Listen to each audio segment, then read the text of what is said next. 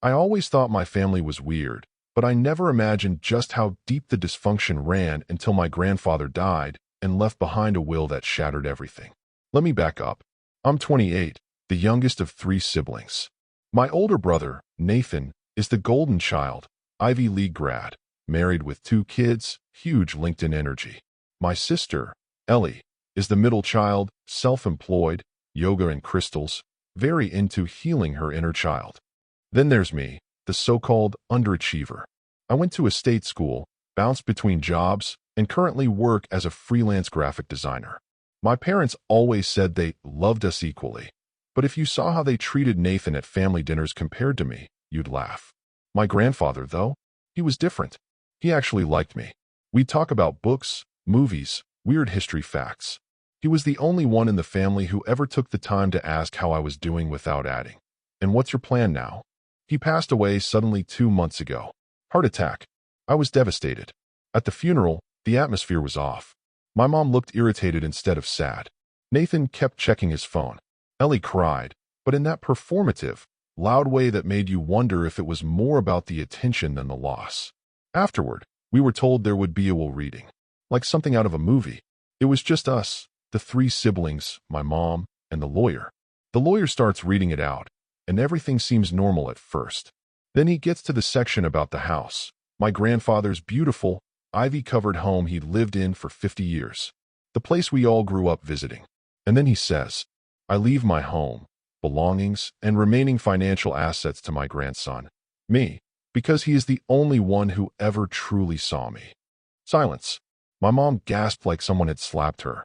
Nathan said, "There must be some mistake." Ellie looked like she was about to vomit.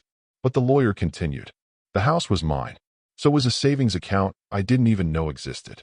So was his antique book collection, which I knew was worth something, but it turned out to be hundreds of thousands of dollars in rare first editions." I couldn't breathe. My mother immediately jumped in, saying Dad must have changed the will when he wasn't in the right state of mind. She even tried to get the lawyer to admit he was coerced. He shut that down immediately. The will had been updated 6 months before, with video confirmation and 2 witnesses. It was ironclad. That's when everything fell apart. Nathan blew up, said I manipulated Grandpa, and took advantage of his loneliness. Ellie accused me of sneaking around and poisoning the family legacy. My mom called me a disgrace and stormed out of the room. For a moment, I actually felt guilty. I didn't want any of this. I never asked for it. I just cared about the man. Later that night, I stayed in the house alone, my house now, I guess, and found a handwritten letter in one of his books. It said, "If they're reading this, then you know the truth. I watched them treat you like an afterthought for years. They came for holidays, smiled for photos, and left. You stayed. You helped. You listened. This is my way of making it right. Don't let them guilt you. They made their choice. I made mine." I cried reading that. But of course, the drama wasn't over. The next week, Nathan posted on Facebook some cryptic post about betrayal by your own blood that got hundreds of likes and supportive comments. Ellie made a whole Instagram story about how greed destroys families. And my mom called to say she didn't raise me to be this selfish. Then they tried to sue. Yup, full-on legal challenge. Nathan hired a lawyer, and they tried to argue I'd exerted undue influence. It dragged on for months. Cost me money and sleep and peace. But in the end, the court sided with me. I kept everything. But here's where it gets even messier. Last week, I got a letter from my grandfather's old lawyer. Apparently, there was a second letter stored separately to be given to me only if my family tried to contest the will. It contained photos. Photos of Nathan, years ago, stealing money from our grandfather's safe. Receipts showing Ellie took out a credit card in Grandpa's name. Even a voice recording of my mom telling Grandpa to just leave everything to Nathan because I'd wasted anyway. He knew. He knew everything. And he let them hang themselves. So now I'm sitting here, in this old house that feels warmer than ever, with all the proof that I wasn't just chosen, I was vindicated. They don't talk to me anymore. Not a text. Not a call. And for the first time in my life, I don't care. Because I've learned something. Sometimes, the best revenge isn't rage. It's peace. It's been a few months since the whole inheritance fiasco, and I thought things had finally quieted down. My family went completely no contact after losing the lawsuit. No texts, No birthday messages, not even a passive-aggressive Facebook tag. Honestly, I was fine with it. The peace was weird at first, but it grew on me. Until Ellie showed up at my front door. No warning. No call. Just standing there on the porch in a flowy cardigan and oversized sunglasses, holding a Tupperware of banana bread like we were in a sitcom. She started with, "Can we talk?" I should have said no, but I let her in. She went on this long emotional monologue about family being everything and how angry Grandpa would be to see us fighting. She even got a few real tears going, said Nathan was out of control and that she felt caught in the middle. She said she missed me. I wanted to believe her. I really did. We talked for hours. She apologized, said I didn't deserve what happened, even admitted to feeling guilty for how she'd treated me over the years. I started thinking maybe, just maybe, this was real. That maybe grief had cracked us open and we were slowly putting the pieces back together. She asked if she could use the bathroom before leaving. I pointed her to the guest one upstairs. She took her bag with her. Weird, but okay. She left, gave me a hug, said she'd be back next week. But that night, something felt off. My office, the room where I'd stored a lot of Grandpa's old books and documents, had been slightly rearranged. Papers shifted. A drawer not closed all the way. Nothing obviously missing, but my gut screamed that she was snooping. So I checked my indoor security cameras. She didn't go to the bathroom.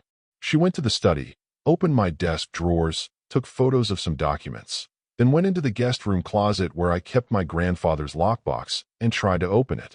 She even spoke into her phone and said, "I found it. He still has everything. I'll send you the photos when I'm out." I don't know who she was talking to. My best guess. Nathan. I sat there shaking. I couldn't believe it. I downloaded the footage. Sent it to my lawyer. Sent a copy to her, too. She didn't reply. The next day, I get a voicemail from Nathan. He sounded furious and fake calm, the way he gets when he's about to snap.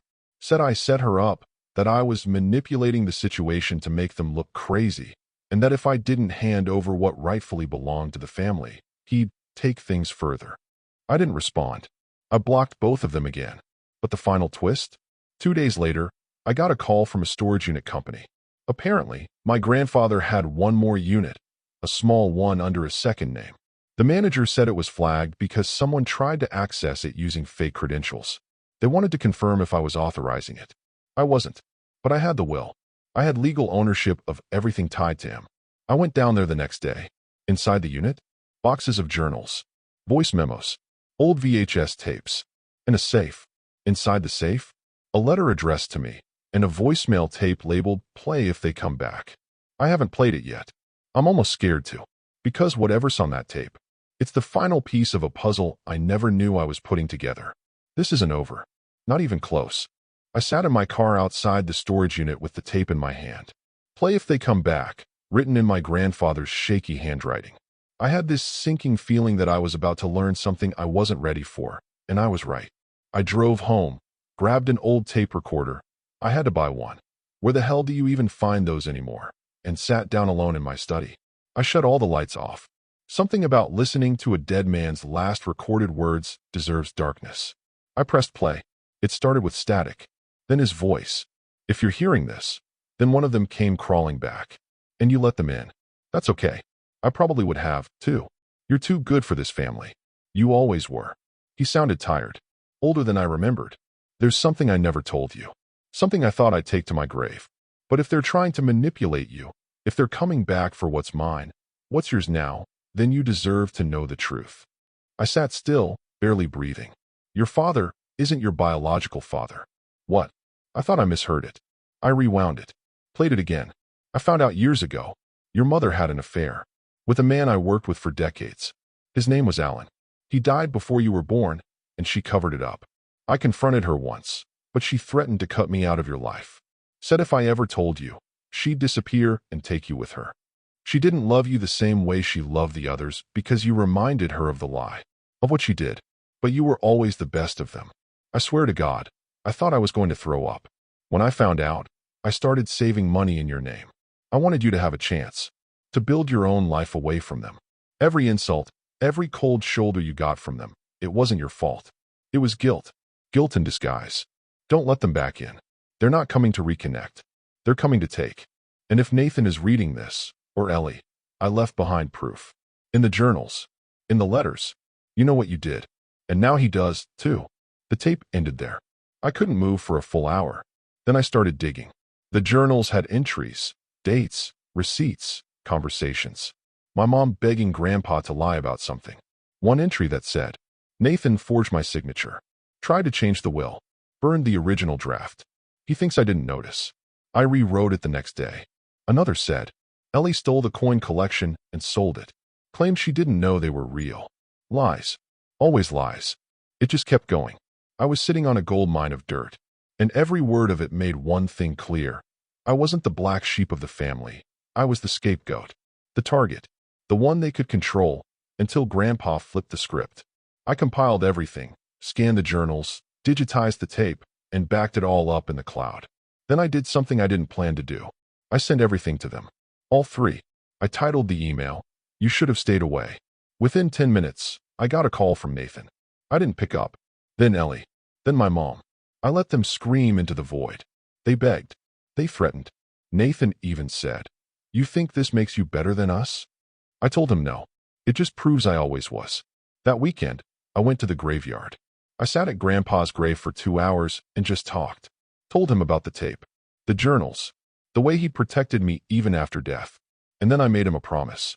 I will never let them back in. I will never apologize for surviving them. And I will never, ever let them rewrite the story to make themselves the heroes. For once in my life, I'm not the outsider. I'm the last one standing. And this time, I'm not backing down. It had been quiet for a while. Too quiet. After sending them the letter, the journals, the proof, and the tape, I figured they'd slink away in shame. But no, these people aren't wired like that. They don't admit defeat. They regroup and plot. So when I got a formal letter from a law firm I'd never heard of, I knew something was up. Inside, a notice that Ellie was filing a claim, saying that my grandfather had promised her a secret inheritance through a private arrangement. She claimed he told her in person that she would receive a separate trust, and that I was withholding documents that would prove it. The letter included a handwritten note, allegedly from my grandfather, giving her $500,000 in future promises. Problem was, the handwriting was obviously fake. Like, cartoonishly fake. It was in pencil, on notebook paper, with the date written as January 38th. I forwarded the whole thing to my lawyer. He laughed so hard he choked on his coffee. We submitted the real handwriting samples. Case dismissed instantly. But I wasn't laughing for long, because that same night, my house was broken into. Someone pried open the back door. Alarm blared. Cops came. Nothing stolen, except one thing. The original tape recorder. Not the digital backups. Those were hidden. Just the original tape. I knew exactly who it was. And it was confirmed 3 days later when Nathan accidentally uploaded a TikTok. Yes, a TikTok. Of himself bragging about writing the family legacy. In the background, on his desk, the exact same recorder. Comments were off, but not before people saw it. I had already made a private video explaining the drama, not naming names, so a few sleuths connected the dots. Nathan deleted the video 30 minutes later. Too late.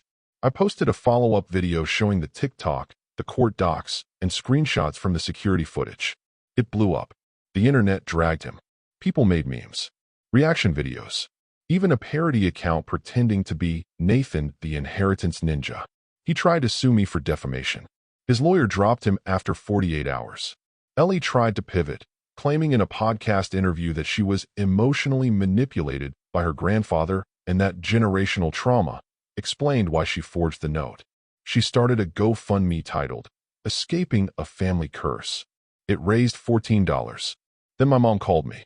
I thought she was going to scream again, but she didn't. She cried, told me she had cancer. Stage 2. Said she was scared. Alone. Said, You're the only one left with a heart. I sat in silence for a full minute. Then I asked, Are you lying? She paused and hung up. I checked later. No record of any diagnosis. No fundraising page. No hospital mention. Nothing. But that was it. That was the moment I realized. They weren't just cruel. They were desperate. And in their desperation, they did something I never expected. They turned on each other. Nathan released screenshots of texts from Ellie, trying to convince him to forge a will together. Ellie posted audio of Nathan saying, He doesn't deserve a dime. He's just a charity case with a hard drive. My mom emailed me every document she had, photos, texts, even an old voicemail of Nathan threatening Grandpa over money. She said, "I don't want them to win. I want you to have everything now." And for the first time, I didn't feel angry. I felt nothing. I didn't reply. Instead, I donated one of Grandpa's rare books to a local library. I started volunteering with a group that helps kids who've been rejected by their families. I fixed up the old house, planted flowers in the front, made it mine. I heard Nathan moved out of state. Ellie deleted her socials. Mom's phone is disconnected. They're all gone now. And I've never felt lighter. Because some stories don't end in screaming. Some end in silence. And that silence feels like peace.